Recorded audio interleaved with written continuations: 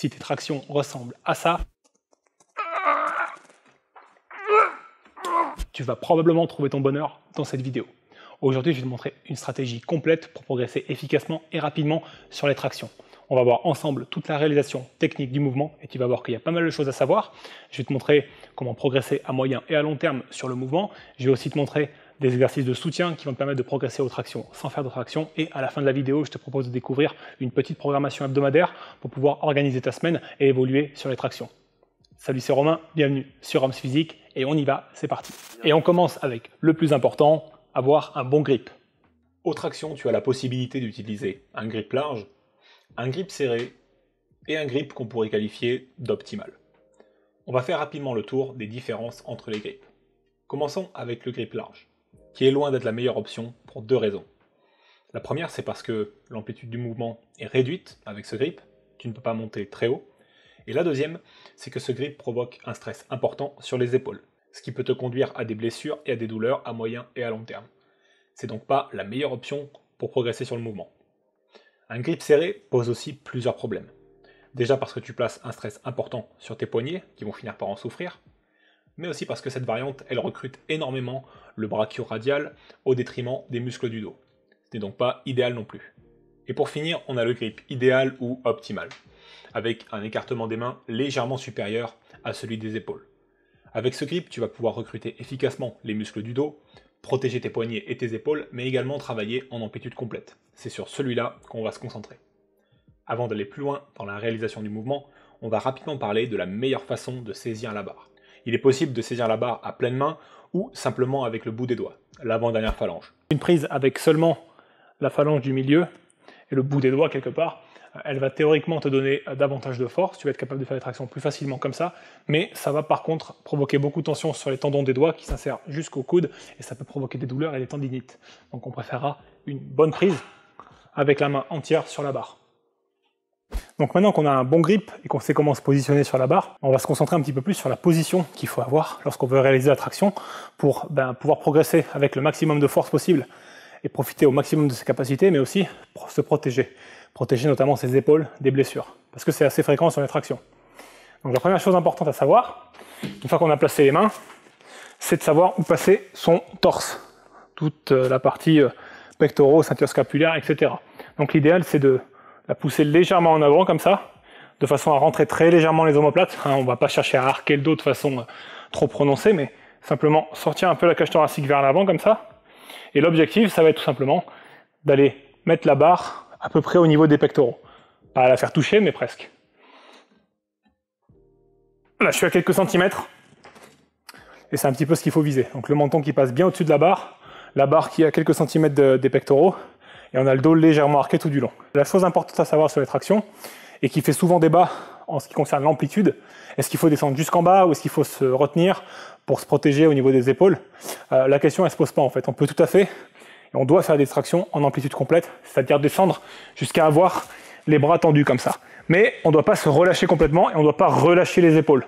On va garder un petit peu de tension dans les épaules et faire en sorte qu'elles ressortent un petit peu vers l'avant. On ne veut pas qu'elles soient complètement arquées en arrière et que les biceps soient presque en mesure de toucher les oreilles.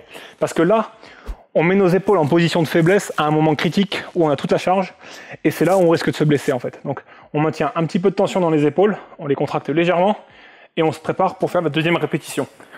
Une fois qu'elle est faite, on redescend et on garde toujours cette tension. Et c'est là qu'on protège ses épaules et qu'on s'évite des tendinites et des blessures. C'est surtout au niveau des omoplates et de l'acromioclaviculaire. Ce qui est important en traction de façon globale et générale, c'est de faire bloc tout au long du mouvement. La plupart des gens, quand ils commencent les tractions, ils vont les faire uniquement à la force de leurs bras, en pensant que c'est un exercice qui va uniquement recruter les dorsaux et les muscles du dos, tout simplement. Alors qu'au contraire, c'est un mouvement qui est assez global et qui va te demander une bonne rigidité et une bonne coordination au niveau de plusieurs groupes musculaires. Bon, bien sûr, on a les dorsaux qui travaillent, mais le deuxième groupe musculaire qui va être très important, ça va être les abdominaux. Il est important, durant toute la durée du mouvement, de faire bloc, c'est-à-dire de ne pas laisser son tronc complètement mou, complètement relâché. Sinon, on va perdre beaucoup d'énergie parce qu'on va produire inconsciemment un mouvement de balancier lors des répétitions et ça provoque pas mal de dispersion d'énergie. Donc l'important, lorsqu'on fait les tractions, c'est de contracter de façon assez importante les abdominaux de façon à pouvoir faire bloc. Là, vous voyez, J'inspire, je bloque mes abdominaux, je sors un peu la cage thoracique, je contracte les épaules et je suis bien. Et je peux faire exactement la même chose avec mes jambes. Là, je croise les jambes, mais pareil, je garde toujours un petit fond de contraction dans mes jambes. Je ne les laisse pas pendre de façon désarticulée dans l'air parce que ça va produire un balancier. Je vais perdre en efficacité musculaire et je vais perdre en énergie et je vais être moins efficace pour réaliser les tractions. Donc c'est vraiment quelque chose qu'il faut s'apprendre à faire au fil du temps, apprendre à bien contracter, apprendre à bien mettre son torse en position, apprendre à bien verrouiller ses épaules, de pouvoir faire le mouvement en pleine amplitude sans se blesser. Maintenant, j'aimerais te montrer quelques techniques de progression à moyen et à long terme en fonction de ton niveau actuel. C'est-à-dire, soit tu n'es pas capable encore de réaliser une traction complète, soit tu es capable d'en réaliser une, mais tu galères à enchaîner les autres.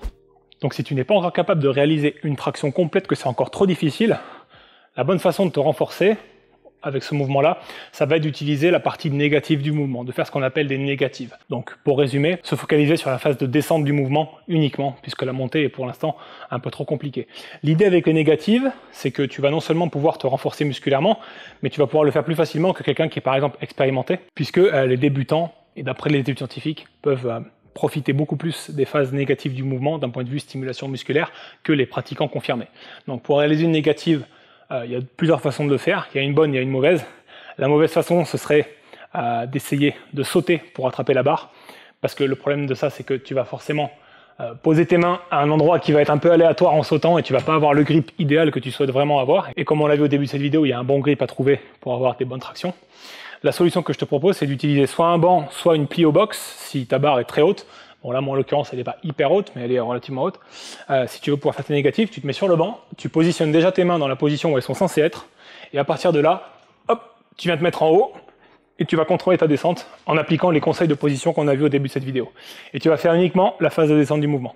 Et ça, tu peux le faire une petite dizaine de fois au début de tes séances pour pouvoir te renforcer musculairement et bientôt être capable de réaliser une traction. L'important avec les négatifs, c'est surtout de bien contrôler sa descente et de ne pas te laisser descendre d'un seul coup. L'idée, c'est vraiment d'aller chercher des contractions musculaires aux endroits où tu as envie que ça contracte et de ne pas se laisser descendre de tout son poids. Bien ralentir son mouvement, le contrôler jusqu'à arriver en position basse. L'idéal, c'est d'être capable de compter entre 2 et 3 secondes pour une descente complète. L'avantage avec les négatives, c'est qu'elles vont aussi te permettre d'apprendre le mouvement, tout simplement. Même si on ne fait que la partie négative, toutes les parties qu'on a vues en ce qui concerne la position, le grip, la position du torse, le verrouillage du corps, ça c'est des choses que tu peux apprendre avec les négatives et qui vont te servir quand tu voudras faire et progresser sur les tractions réelles. Donc c'est assez important. Donc entre chaque répétition, tu prends juste quelques secondes de repos et tu peux faire ça une dizaine de fois. Au fil de quelques jours, voire quelques petites semaines, tu vas vite être capable de réaliser au moins une traction. La deuxième stratégie de progression qu'on va voir, elle peut venir en complément des négatives à la suite, ou elle peut se suffire à elle-même si tu es déjà capable de réaliser au moins une seule traction, mais que les autres tractions ont un petit peu de mal à venir. Et pour ça, on va utiliser des bandes élastiques, des bandes de résistance. Alors là, j'ai une bande élastique qui fait 35 kg et qui va me permettre tout simplement de délester le poids de mon corps et de pouvoir me lever par-dessus la barre beaucoup plus facilement. Donc, pour placer la barre et la bande élastique, c'est assez simple. Il suffit de l'entourer au beau milieu de la barre et de la faire passer l'une par-dessus l'autre. Et on obtient un petit nœud comme ça qui tient tout seul. Alors pour passer les bandes élastiques, l'intérêt, ça va être de les placer en dessous des genoux. Donc pour le faire, on va la tirer comme ça ici. On va placer le premier genou, de façon à ce que ce soit bien verrouillé comme ça. On va mettre les deux mains sur la barre. Et ça peut suffire avec un seul genou, on n'est pas obligé de mettre les deux genoux dessous. Et là, on va voir que c'est quand même beaucoup plus facile de réaliser une traction. Donc pendant ta séance, tu peux réaliser quelques séries, 3 ou 4, avec des bandes élastiques. Et l'idée, avec le temps, ça va être de diminuer la valeur de la résistance de la bande, de façon à se rapprocher le plus possible de ton poids du corps. Donc là, on a une bande de 35 kg qui aide pas mal, on va dire.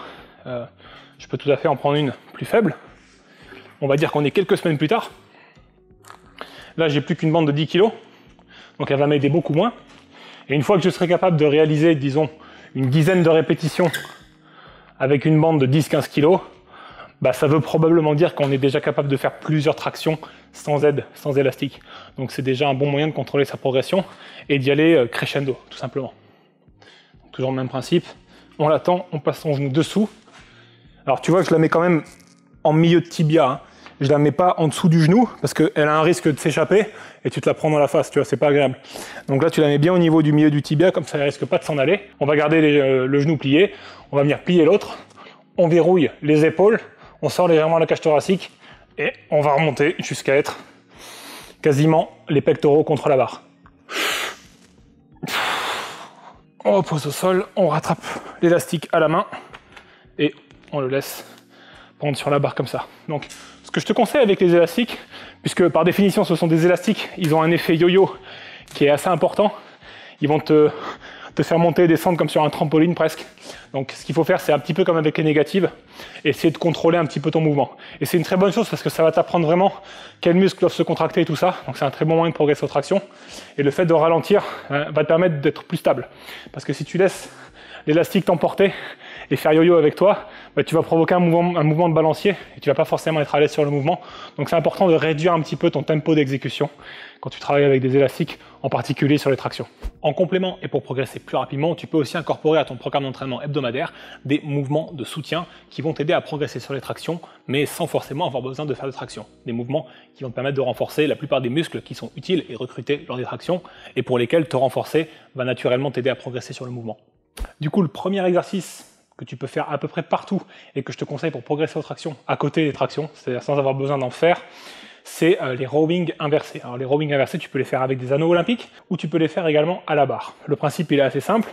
On va les poser au départ un peu plus haut que la hauteur de nos hanches, à peu près à mi-tronc, et on va descendre, bras tendus en s'allongeant. Le corps il forme une planche, tu vois. Je suis en ligne droite.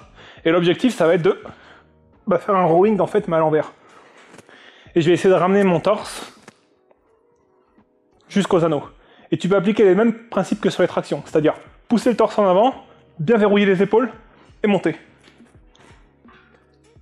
Si tu veux corser la difficulté, bon là c'est en mode facile, parce que les anneaux sont relativement hauts, mais plus tu vas descendre bas, et plus les répétitions vont être compliquées. Quand tu seras pareil capable de réaliser une bonne dizaine de répétitions sur des anneaux qui sont à peu près à la hauteur de ton buste, donc tu vois là on peut les descendre un petit peu. Donc là tu vois par exemple j'ai descendu les anneaux à la hauteur de mon buste, de mes hanches. Et là ça va déjà être beaucoup plus compliqué. On va se rapprocher encore plus de l'effort nécessaire pour réaliser des tractions. Et une fois que tu seras capable de faire une dizaine de répétitions comme ça, avec cette inclinaison et cette descente, bah tu verras que tu seras largement capable de faire peut-être plusieurs tractions déjà. Bon moi là je suis hyper fatigué parce que ça doit faire ma 80e traction de la journée, mais tu verras que c'est un très très bon exercice. Et tu peux également réaliser cet exercice comme je te le disais avec une barre, soit une barre de musculation et un rack comme je le fais là, mais tu peux aussi réaliser ça au parc, généralement sur les parcs, dans les parcs où il y a les parcours body training, etc. Et comment ça s'appelle putain? Les parcs où il y a les barres, les machins, les trucs. Non, les parcs en extérieur, tu sais. S'il y a un petit peu d'équipement de gymnastique dans ton parc, des barres pour faire des dips ou des choses comme ça, elles sont généralement pas très hautes et tu peux t'en servir pour faire ces rowing inversés et t'entraîner, même sans avoir besoin d'acheter du matériel. Un autre mouvement de soutien pour les tractions que tu peux incorporer à ton programme d'entraînement, c'est tout simplement de faire du gainage, de faire des planches comme ceci. Avec les paumes de main en dessous de la tête, le corps droit, et essayer de maintenir cette position pendant le plus longtemps possible et le faire 3 ou 4 fois durant la séance. Ça te permet simplement de te renforcer, de te gainer, de te rigidifier et ça va t'apporter plus de force lorsque tu vas faire des tractions. Et de toute façon, le gainage, ça ne peut pas faire de mal. Donc du coup, faire quelques mouvements de gainage, quelques planches, quelques roues aux abdos si tu en es capable, eh bien ça ne peut que t'aider à progresser sur les tractions. Maintenant qu'on a vu tout ça, on va essayer de tout mettre ensemble dans une programmation hebdomadaire que tu vas pouvoir suivre pour progresser rapidement sur le mouvement et être capable au cours des quelques prochaines semaines de réaliser plusieurs tractions d'affilée. Tu peux commencer ta séance sur quelques séries en négative, une dizaine de répétitions, ça te permettra de travailler et de bien t'échauffer par la suite. Tu peux ensuite rapidement incorporer 3 à 4 séries supplémentaires avec des bandes élastiques en prenant 1 minute 30 de repos entre les séries et en visant une dizaine de répétitions à chaque fois. Et puis, si tu souhaites aller plus loin, tu peux aussi réaliser 3 à 4 séries sur les mouvements de soutien qu'on vient de découvrir ensemble.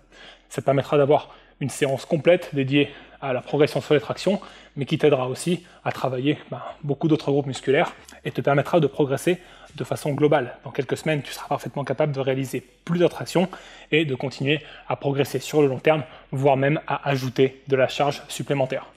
On arrive sur la fin de cette vidéo et je te remercie d'avoir pris le temps de la regarder. J'espère qu'elle t'aura appris des choses intéressantes sur les tractions et qu'elle te permettra de progresser, que ce soit pour ta satisfaction personnelle d'être capable de réaliser des tractions ou pour passer un concours sportif qui te demande d'être capable de réaliser une ou plusieurs tractions d'affilée. Si c'est le cas, tu peux toujours aller plus loin avec moi en téléchargeant mon kit de démarrage de la musculation qui est disponible en cliquant sur la petite vignette qui s'affiche juste ici. Dedans, tu vas y découvrir des recettes super simples et rapides à préparer pour gagner du muscle facilement. Tu vas y trouver un programme d'entraînement et des exercices détaillés qui sont ultra simples et que tu peux réaliser à la maison avec un minimum de matériel.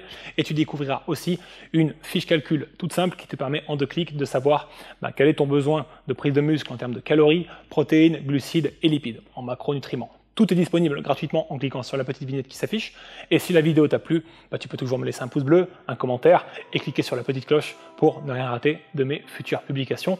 Et d'ici là, je te retrouve très vite pour de nouvelles aventures sur la chaîne. Comme d'habitude, c'est toi le plus fort. Salut!